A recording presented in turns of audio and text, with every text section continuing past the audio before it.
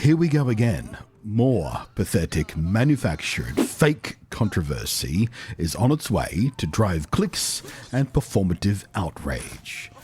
Ghost of Tsushima multiplayer will require a PlayStation Network sign-in on PC.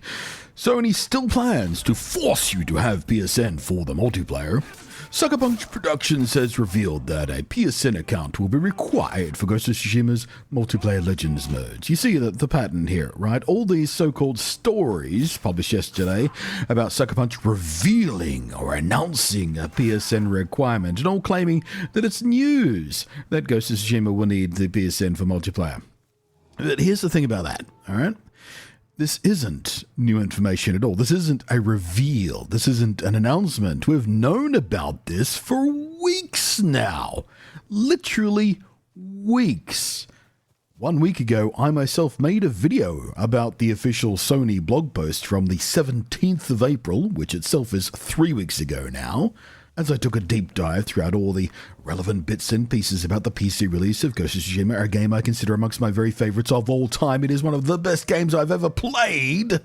And said blog post clearly and simply explained that the PSN login was optional and would only be needed for the multiplayer mode because they use Sony systems for voice chat and other multiplayer functions, and aside from that it was entirely optional and not needed at all for the core single player mode.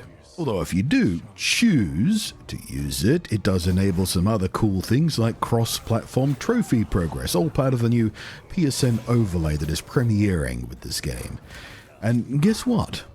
No one made a fuss. All those weeks ago when this was announced, no one made a fuss. No one freaked out. No one screeched. No one review bombed anything. No one saw a single problem with this. It was just perfectly sensible and an interesting thing Sony were doing to further enhance their PC ports. Same thing happened well over 2 years ago, by the way, when Spider-Man released on Steam, bringing with it the ability to link your PSN account to your Steam account. It was, in fact, the first Sony-published game to have that option. And guess what happened back then? Nothing. Nothing happened. Nobody cared. They just either linked or they didn't link. It was fine. And that's how long we've been able to link our PSN accounts to our Steam accounts, by the way. 2 years, and it's never once been an issue for anybody until the outrage merchants started to spread misinformation and lies about the Helldivers 2 crap. With Ghost of Tsushima last week, there was a brief issue with this when they updated the PlayStation version to prepare for the cross-play functions the PC release was bringing. It caused some severe performance issues for a lot of players. But, as I correctly videoed in another video about that, it was simply a server-side issue and is now solved. In fact, it was solved within 24 hours of me putting out the video detailing the issue. But now, with the freak out from the dumbest Helldiver 2 players, hashtag not all Helldiver 2 players, the people who believed the misinformation, who willfully took on board the conspiracy theorist crap, who took any chance just to screech and wail, these little twats have now made the simple existing facts of Ghost of Tsushima's release and its PSN, functions, facts we've known about for weeks now, again, I remind you, weeks without a single issue, without a single person throwing a tantrum about it. Well, now it can all be twisted by low-talent hater bait frauds and hacks into bait stories, just like the ones I showed you at the start of the video. Fantastic. Awesome. Dickheads ruining something nice for the rest of us all over again. Why can't we just have nice things? In yesterday's video about the stunning amount of misinformation, ignorance, misunderstanding, and flat-out lies being spread within the perceived, imagined, and real issues of the PSN requirement in Helldivers 2 and PC, true to form, the types of reactionary half-wits I was targeting the criticism at got all kinds of furious about it, without ever, of course, actually listening to the video and hearing the facts in question. Instead of just learning something, they settled for imagining that I was standing up for Sony, some kind of Sony shill, which is just buffoonery in its purest weapons-grade form. If you've seen any of my other videos about Sony, I take the bat to Sony's knees all the time, for crying out loud. But no, they just imagined that I was a quote-unquote bootlicker and Sony shill, and imagining that I was standing up for Sony and saying they shouldn't make themselves heard in protest about a thing they don't like. In fact, nothing could be further from the truth. I strongly advocated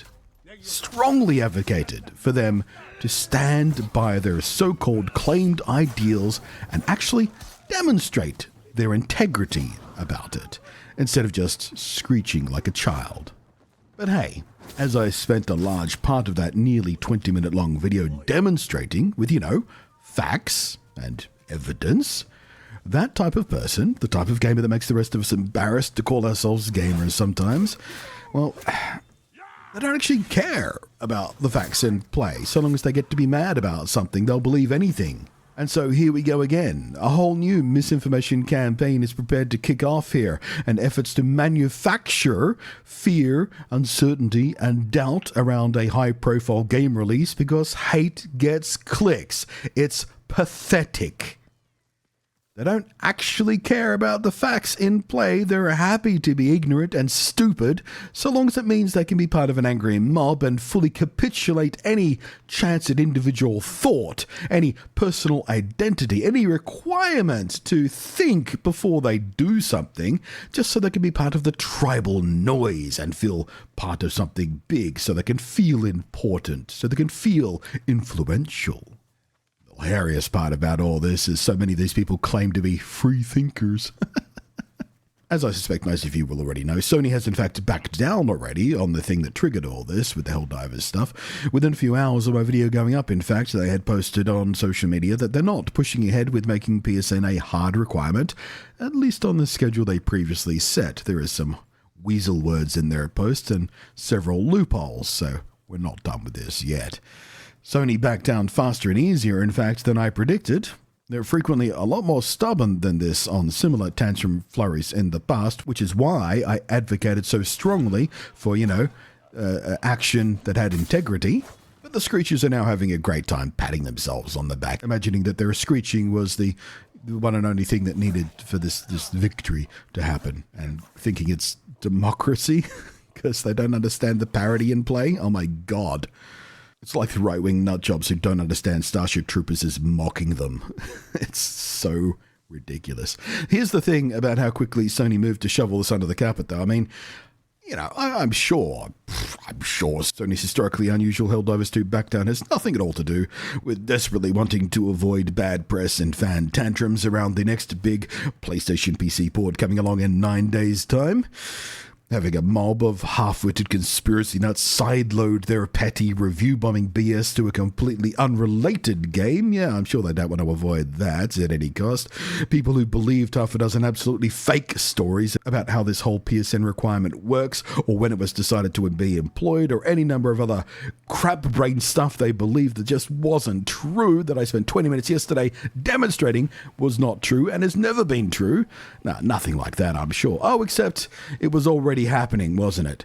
Petty little twerps were already spamming up Ghost of Tsushima's community pages with the same misinformation, lies, fear-mongering, uncertainty, doubt that morons spread about Helldivers 2. It is pathetic. Considering that the continuously, rapidly shrinking player base of Helldivers 2, I'm sure if I was in Sony's place, I would just hand them the win too and let them trot along, just to hopefully shut them up and stop them pissing their pants on completely unrelated titles from entirely separate developers as well, just because they're published by the same company. Helldivers 2 is already dying off pretty fast, faster than it should be for a game of its type that's supposedly popular. No point trying too hard to rescue it. It's just a shame these frauds of people, these liars and conspiracy theory half-wits who still, impossibly still imagine that the PSN thing on Helldivers 2 was some sort of magical bait and switch and it wasn't there from day one, clearly labelled as it was, come along and poison unrelated game communities.